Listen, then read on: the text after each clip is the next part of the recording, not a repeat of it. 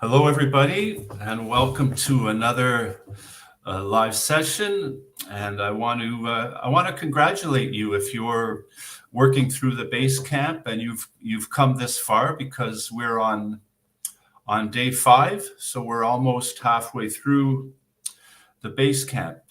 If you joined in to the base camp a little bit later, um, I just want to remind you that all the past lessons, if you've missed any lessons or you need to catch up, you can find the lessons in the guide section, which is at the top of the Facebook page. You just click on that tab and you can find all the lessons and all the live sessions that you may have missed. So I just want to welcome you if you're watching on Facebook or on YouTube. And during this session today, I'm really happy because I have Valéria with me, so you don't have to just listen to me today. And I'm going to get her to introduce herself in just a moment. During this session, I really want to encourage you to do something because I think it's so important for practicing your speaking. As you listen today, I want you to make a comment as you're listening if you are looking for a speaking partner, because this is the best place to find somebody else in the group who's on the same journey as you, who has similar goals to you. It's the best place to find a partner to practice your speaking. So as you're listening today, don't hesitate to put a comment in the comment section. Just say, I'm looking for a partner, and somebody from the group may contact you. And if you have any questions as we go along, and also don't hesitate to just say hello and tell me where you're from. So I'm going to just let you know if this is going to be a great session today. We're going to do a full demonstration of the speaking section after I give you a few tips, and Valéria is going to help me with that. And if you stay right till the end, you're going to hear some great tips for improving your English from Valéria. She's going to share a couple of tips with you, and we may even have a special gift for you if you stay to the end. So welcome, and Valéria, welcome to you too. Do you want to just introduce yourself and tell us a little bit about you? Okay. Thank you, Jeff. Hi, everybody. It's really nice to be with you today. So, a little bit about myself. So, I'm Brazilian. I lived in Brazil my whole life, but I've been living in Canada for almost 6 years now. I was Jeff student in the past last year. And well, my journey learning English, it started when I was a teenager back in Brazil when I was living there.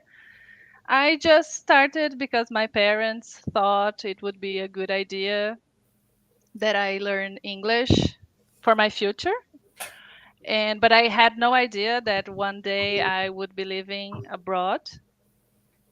But it has been a long journey with lots of ups and downs. Sometimes it's easier, sometimes it's not very easy, but the important I think it's to keep going and to not give up.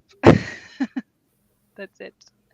Great. And Valéria, now you're teaching. You're an English teacher now, Yeah, yeah, which is great. And I'm so happy that we work together and offer classes together.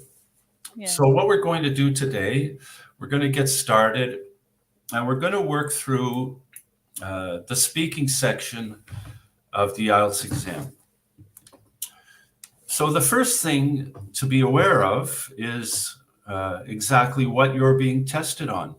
First of all, you're being tested on your fluency and coherence. And basically, that's just how you structure your sentences, how you structure and plan your ideas. And we're going to say a little bit about that, and you'll get to see Valéria give her talk and how she structures her ideas. And when we come to that section. You are tested on your vocabulary, but it's important to know that you don't need any fancy vocabulary or any special academic words. We've talked about that throughout the lessons, but it's really important to know that the speaking section is actually a very personal section where you're talking mostly about things about you. And you're going to be tested on your grammar, and that again has to do with how you form sentences, and also on your pronunciation. And just one little thing about pronunciation. Pronunciation isn't the same as accent. It's okay to have an accent. You can notice that I have a Canadian accent and Valéria has a Brazilian accent, but the most important thing is to just speak clearly and pronounce correctly. So one of the first questions we have already is, what's fluency? And that's a great question. Fluency does not mean speaking perfectly. It means being able to adjust your speaking as you go, even if you make a mistake, even if you hesitate. It's the ability to pause when you need to pause to think about what you're going to say. If you do say something and you think you didn't say it clearly, you just repeat yourself. And this is something that you do in your own language as well. If you say something and you have to repeat it, that's what you do. So fluency is not the ability to speak without stopping and speaking perfectly.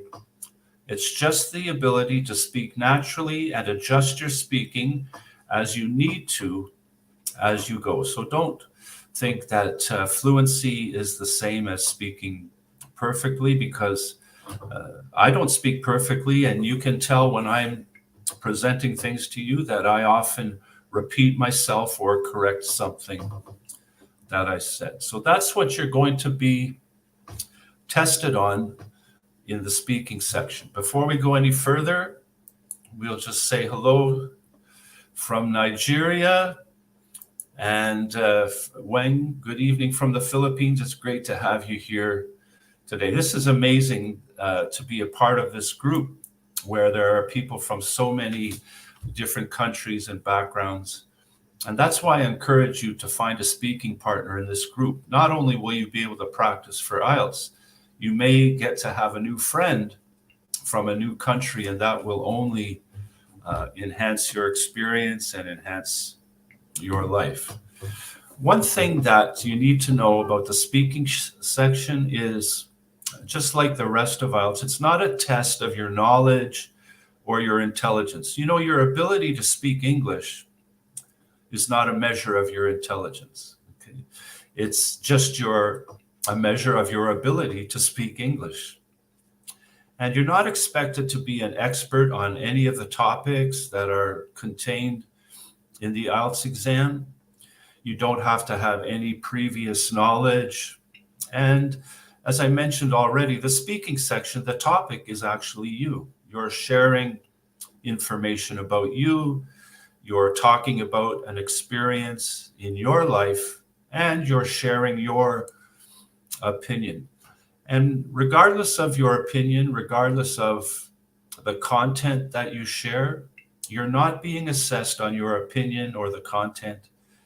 You're simply being assessed on your ability to speak English. So you're not going to be judged, not as a person and not for your opinion or the content of what you say. You're just going to be simply assessed on your speaking ability.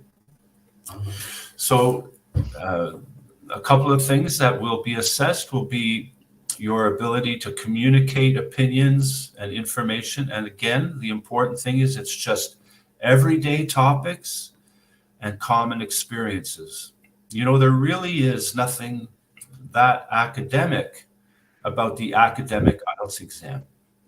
I guess that's the name they decided to call it, but it's not really an academic test in the way that you've done maybe done other academic exams in university or high school. And you're just expected to speak about this everyday or common topic using appropriate language. Again, no fancy words, no academic or technical terms. And the ability to structure your ideas and just express yourself, express your opinion. And just to give you a little idea of the kind of topics that you will face in the speaking section and on the IELTS exam. And again, they're everyday topics that you don't have to have any prior knowledge of. Things like health and fitness, education, maybe the environment, even shopping. And maybe the kind of music you like or information about your family. And the topic that we're going to look at today is money. So I think we're all interested in money.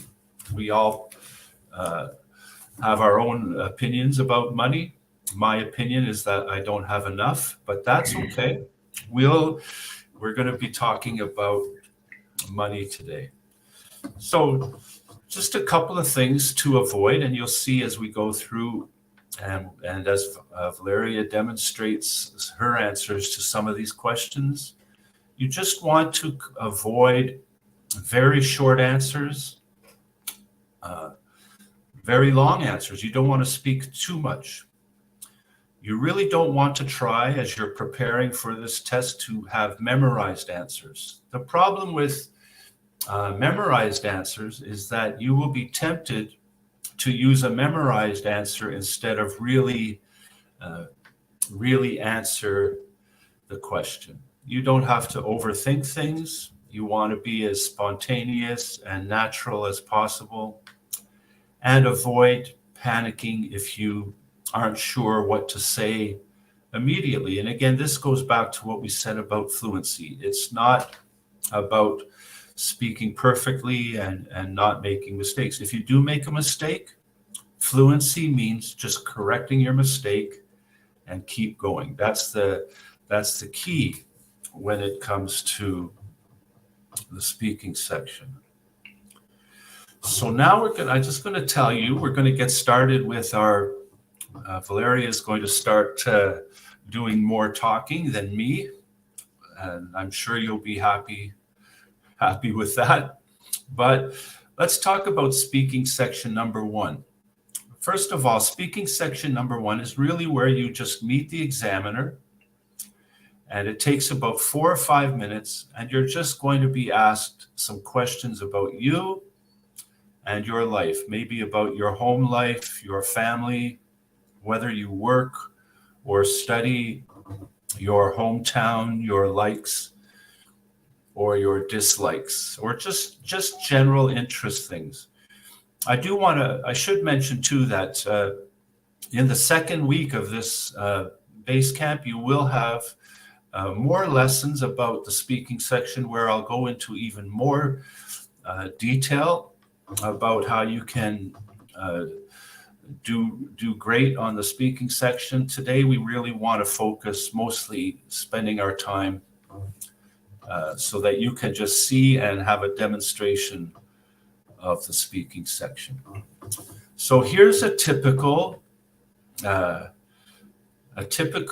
set of questions from part 1 of the speaking. Are you ready, Valéria? It's your turn here. Okay. Okay. So here are just some examples of the questions that can be asked in speaking section 1, and I'm just going to ask a couple of these questions to Valéria, and then just to give you an idea of typical answers to these types of questions. Okay, you ready, Valéria? Yes, I'm ready. Okay, so Valéria, tell me, how important is money to you? Well, money is definitely important for me in terms of having a comfortable life, don't having to worry every month if I have money to pay the rent, for example. Um, if you want to go to a college or to a university, you need to have some resource to be able to accomplish that. So yeah, it's important in that level. Not just it's not important just to have the money, but if you want to use that in your life to get a better life, yeah, it's important, especially if you have kids, in my case. So, Okay, yeah. thanks, Valéria. Okay, so what sorts of things do you like to spend spare money on? What do you like to spend spare money on? Well, when I have some extra money, I usually spend it on clothes or some housewares, and also the latest things that I liking to do is to use it with technological appliances. So I like it. That's great. Okay, we'll do one more question from this section. So, what was the last thing that you bought yourself as a treat? Okay. It was not an object, but it was definitely a treat. So it was a spa day. I I spent a day on a spa. Great. Okay. So you can see how natural it is, and Valeria did a great job just talking about everyday objects and things that are just a part of everyday life. So, and just remember, as we go along, if you have any questions, to ask your questions. And I'm going to remind you of what I said at the beginning. One of the best ways that you can prepare for the speaking section of the IELTS exam is to have a partner. And what I really want to encourage you, as you're listening, before this lesson ends today, put in the comments that you're looking for a speaking partner. And if your name is there and you put your comment, somebody may contact you from the group, because you're all in this together. We're all in it together. And it's the place where you can find support from someone else who's just on the same journey from you. So if you're looking for a partner, make sure to post a comment in the comments as you're listening. Don't wait till this video even ends. Just put your comment in the comments right away. And by the end of this session, you may even find yourself connecting with someone in this group. And Gamma, good evening to you too, from Sudan. Okay, we're going to keep going here. So speaking section 2, this is probably one of the most frightening parts of the speaking section, but it doesn't have to be. It takes about 3 or 4 minutes, and this is where you have to give a talk for 1.5 to 2 minutes about a topic that the examiner will give you on a cue card. So the examiner will pass you a cue card, and on this cue card, it'll have 3 to 5 bullet points telling you exactly what to include in your talk. And then you'll be given 1 minute to prepare, and you'll be able to take notes because the examiner will give you a piece of paper and a pencil, and you'll be asked to speak on the topic for up to 2 minutes, a maximum of 2 minutes. And then at the end of your talk, the examiner will probably just ask you a couple of quick questions about what you spoke about. So again, it doesn't matter what the content is, what your opinion is, or what your experience is. You're not being judged on that. You're being judged on how you speak about your topic. So I'm just going to show you that the cue card that Valéria is going to talk about, and you have 1 minute to prepare what you're going to say. And in this case, you should say something that you bought that you had to save money for, what it was, how long you saved money for it, how you saved the money, and explain how you felt after you bought it. One of the things that you need to know here is to make sure, as you're making your notes, you actually use these bullet points as your outline. It's if you've been taking the course and you've been taking the writing lessons, you know how important it is to plan ahead. And Valeria, you can start planning now, and Okay. by the time I finish talking, you'll have your minute. Okay. Will have had your minute. But while Valeria is preparing, let me just talk to you a little bit more about making an outline, as well as the bullet points that are included on the cue card. Think of all the question words. And there are basically 6 question words: who, what, where, when, why, and how. So as you make an outline, maybe the first thing to do is just write these 6 words on your note paper. And I would encourage you to just maybe write 1 point beside each of these that you can include in your talk. You're already given three or 4 of these. So the ones that are not actually on the cue card, these are just extra details that you're adding in to make your talk more interesting and include just a little extra information that will help you to get a better score. Okay, so Valeria, are you ready? Yes, I'm ready. Okay, let's just show the cue card one more time before you begin. Oh, sorry. Okay, describe something that you bought that you had to save money for, what it was, how long you saved money for it, how you saved the money, and explain how you felt after you bought it. Okay, anytime you're ready, Valeria, you can start. Okay.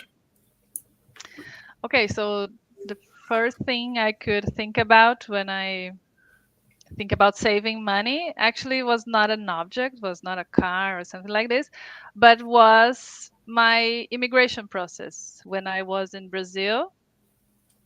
And since we decided, my husband and I was married by that time, since we decided we want to come to Canada, we started saving money. We didn't know exactly for how long it would be, but we knew that we had to start. So we did it. We stopped going to restaurants every weekend. We sold some things in our house that we knew that we wouldn't bring to Canada. We wouldn't need it anymore. So we started doing some things like this. And we were in Brazil. So the currency, the Brazilian currency, is very different from Canadian dollars. And we knew that we wouldn't have any income. Is it freezing? Is it okay? No, it's good. Okay, sorry. We knew that we wouldn't have any income in the beginning of our lives. So we saved as much money as we could, the most possible. And I think it was for about 2 years. And when we arrived, it was very, very good because we were able to enjoy the beginning of our lives. We had a baby, a little baby by that time. So we were not worried about if we had money to live in a new country. So the planning was very successful. Great. So I just have one question for you. What's something that you had to buy in Canada that you never had to buy in Brazil? A snow boot. Exactly. So, yeah, I don't know what the weather's like where most of you are watching from, but Yeah. I'm in Ottawa and Valeria is in Montreal right now, and we've just had our first snowstorm Yeah. winter. So Today I went to the store to buy a coffee, and I wore my snow boots for the first time For the first time, yeah. for the first time this year. Yeah. Okay, now we're just going to go on and talk about uh, section number 3. And section number 3 is where you're asked to give your opinion about something. So it's on the same topic as what you've been talking about through section 1 and section 2, except this time you're being asked for your opinion, and the questions might be a little more general. They might it might be a question about something in your country. It might be questions about something in your family, in your situation or school, something like that. It's just a little more general because you're giving your opinion. And I just want to remind you of something that you may have learned if you've seen any of the videos on planning your writing task, or in the lessons that we've done so far in the base camp. And it's something that I call the rule of 3. And this is for sharing your opinion. And basically, it's just a 3-step formula for sharing your opinion. You say what your opinion is, you talk about the reason for your opinion, and maybe give just an example of how that works in your situation, in your country, in whatever you're talking about.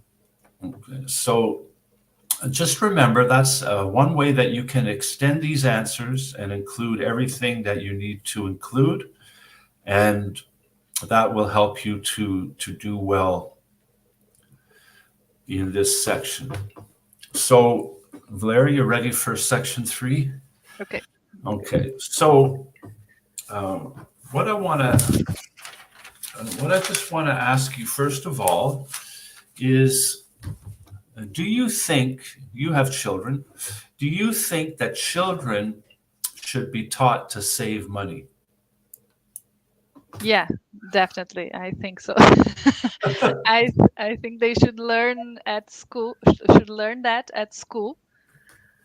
Maybe it's a part of math, like a subject, I don't know. But as I think that as soon as they are able to do maths, addition or subtraction, they should learn that, something related to saving money, because I regret haven't learned that earlier. I had to learn the hard way. So, and it's a good thing because kids would stop asking so much money if they knew how difficult it is to to save money. Yeah, that's a great point. Okay. The second question I have for you is, should children be allowed to buy anything they want with the money that they've saved? Mm. No, for me, it wouldn't work like that. Because for me, it's different. It's one thing is the kid learning that how to save money, and if they want to buy anything specific. The other thing is deciding what is good or not for them. So I think no, I as a parent, I would say we should give them a range of possibilities, a list of possible objects. We think it's good, that we think it's good for them, and they can choose out of these possibilities. And for example, I wouldn't let my kid spend all their money in candies or bubble gums or toys that I don't think are appropriate for them. So no, deciding it's my role, not them. You're a good mother. Yeah. Okay, one more question Okay. okay. Do you think it's a good idea for students to earn money while they're studying? Do you think it's a good idea for students to earn money while they're studying? Okay, I think it depends on the situation. If we are talking about a student at a college or a university, for example, I think it's okay, uh, depending what on what they are doing. I will explain better words. When I was at university, for example, I applied for a student research program, and I was like a teacher's auxiliary.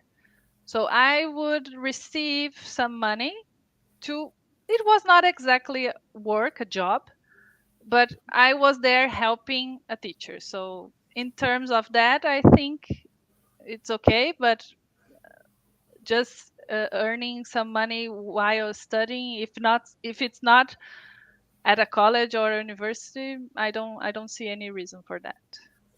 Good. Okay. So thanks, Valeria. Um, Well, I hope that you're seeing how naturally and easily Valeria speaks. And I know that Valeria has a lot of experience, but I'm sure you didn't hear any words that you didn't understand. There weren't any academic words. There weren't any fancy words. When you'll notice the things that I mentioned earlier. Valeria, when sometimes she paused to think about what she was going to say, and sometimes she hesitated or repeated something to make it clearer. And that's just a very natural process for speaking anytime, and it's perfectly acceptable on the IELTS exam. The IELTS exam is not a negative test. You don't, for example, you don't start off with a band score of 9 and then the examiner deducts marks for every mistake that you make. It's not the way it works. You actually start off with 0, and for every good thing you do, the examiner begins to add to your score. So it's a very positive test. You're not going to be deducted for making a mistake and correcting it. You can even ask a question if you don't understand what you're being asked, and none of these things will cause a deduction in your score. So it's a very positive test, and I hope that you'll feel even more positive after listening to this today. There's just a couple of questions before Valeria shares some of her tips with you. There's just a couple of questions that I want to answer.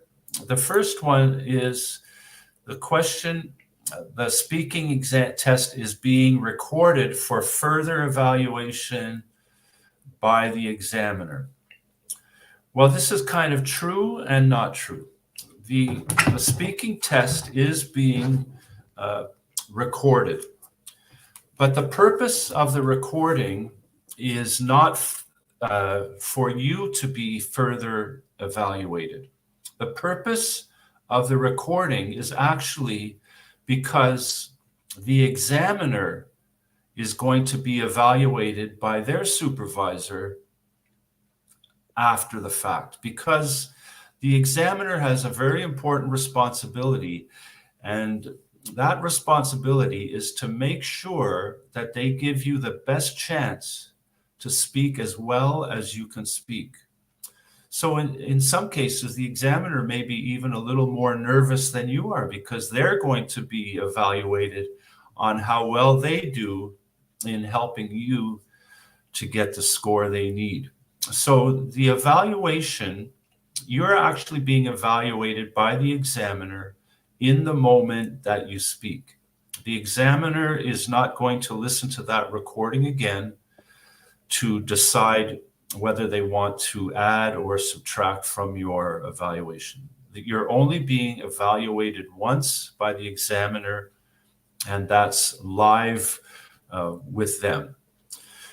The only other reason that the recording may be reviewed is sometimes test takers don't get the score they need. and they think they deserve more.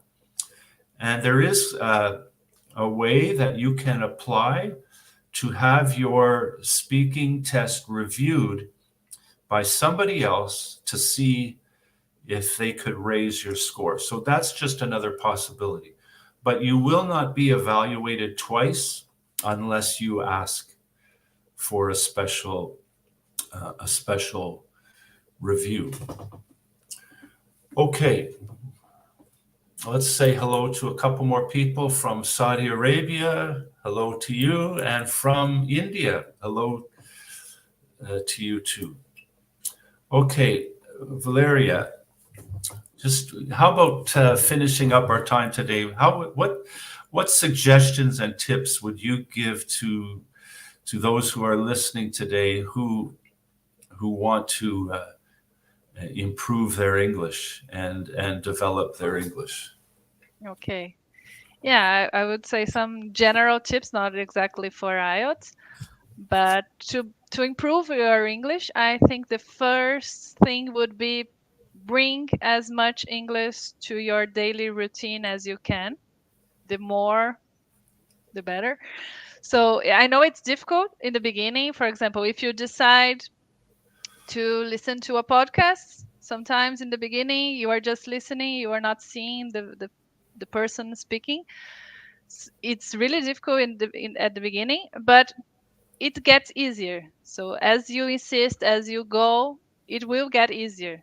So it's like breaking an obstacle one day after other, but it will get easier. So first of all would be that bring English to your daily routine. And when you are feeling down or unmotivated, I would say write your goals for learning English on a piece of paper. And every time you feel that way, you read your goals because it will bring more motivation to your routine, to your studying routine. You know why you want to learn English. That's That's it. great. Yeah, we sometimes the hardest thing is to just stay motivated from day to day when it comes to anything, whether learning English, preparing for the IELTS exam, your day-to-day life with in university, um, and that's that. These tips that you're learning today from Valeria and throughout the base camp, they're not just tips that are going to get you through the IELTS exam. These are things that are really going to help you in your future life. And I think Valeria's tip about writing down your goals and always reminding yourself of why you're doing what you're doing is one of the best ways to keep moving forward no matter what obstacles that you face. So I just want to share with you something. I know many of you are at different levels of English. Maybe one of the things that you're discovering during this course is that you are learning the skills for the IELTS exam, but maybe you're discovering that there are some weaknesses or places that you want to improve in your English, or maybe just raise your overall level of English. Well, I've been really happy because Valeria has joined me, and we offer English lessons for every level. We offer group lessons, we offer private lessons, and we do this every week. We have regular students that are seeking to improve their English. And I just want you to know that if you're interested in possibly taking English lessons with Valeria and with me in one of our groups or privately, just send a private message saying that you're interested. You can send me a message in Messenger or send a message by email. However, if you're watching on YouTube, be sure to let us know if you're interested in taking lessons. They are affordable. They are. It may depend on your time zone, but we'll do our best to help you in any way that we can. And we have a free gift for you. I'll be putting it in the comments. It's a link to a free PDF. It's called Valeria's Top 5 Tips for Improving Your English. So thanks for listening today. That's something that I really like for you to have. I'll make a post with it in the Facebook group. I'll put it in the comments of the YouTube video and on Facebook in the comments. And we really want to wish you all the best as you keep preparing for the IELTS exam and improving your English. That's what our mission is. It's to help you improve your English and also improve for the IELTS exam and get the score you need, because we would really like to see you here in Canada someday. It would be really, that would be a great thing, or whatever other English-speaking country that you may be interested in going to. So all the best for now. Remember, if you're watching on the replay, if you've missed any lessons or need to catch up, just check out the guide section of the Facebook group, or just to send a message for any questions that you might have as you go through this course. So all the best. Thanks, Valeria, for helping me today. Thanks for everything you do with helping me with My pleasure. Reaching students and teaching students.